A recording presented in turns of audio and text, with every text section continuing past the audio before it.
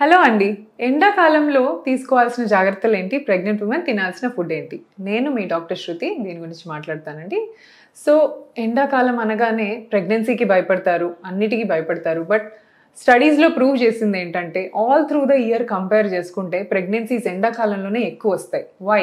ఎందుకు అనంటే body will be very active. కంటిన్యూయస్‌గా మెటబాలిజం జరుగుతది. అన్ని ఎగ్స్, స్పెర్మ్స్ అన్నీ కూడా ప్రాపర్‌గా ఉంటాయన్నమాట. సో, ఈ టైంలో ప్రెగ్నెన్సీ ప్లాన్ చేసుకోవడం 100% సేఫ్. బట్ జాగ్రత్తలేం తీసుకోవాలి? Take lot of water because sweating అవుతా ఉంటారు. డీహైడ్రేట్ అయిపోతా ఉంటారు. కాబట్టి water intake 4-5 litres per day is mandatory.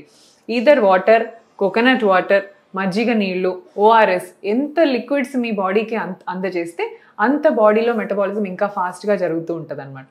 So, pregnancy plan చేసుకోవచ్చు. బట్ అడిక్వేట్ హైడ్రేషన్ తీసుకోండి. అండ్ ప్రెగ్నెన్సీలో ఎండాకాలంలో అబార్షన్స్ ఎక్కువైతాయా అని కూడా ఒక డౌట్. వేడి అనేది బాడీలోంచి కానీ, బయట నుంచి కానీ బేబీని ఎఫెక్ట్ చేసే ఛాన్స్ లేదండి. జస్ట్ దట్ మీరు తినే ఫుడ్‌లో వాటర్ ఇంటేక్ ఎక్కువ చేసుకుంటే మీకు అబార్షన్ రిస్క్ కూడా ఖచ్చితంగా తగ్గిపోతది. సో, ఎండాకాలంలో రిస్క్ అబార్షన్ ఎక్కువుంటది అనేది ఖచ్చితంగా అపోహ. Thank you so much.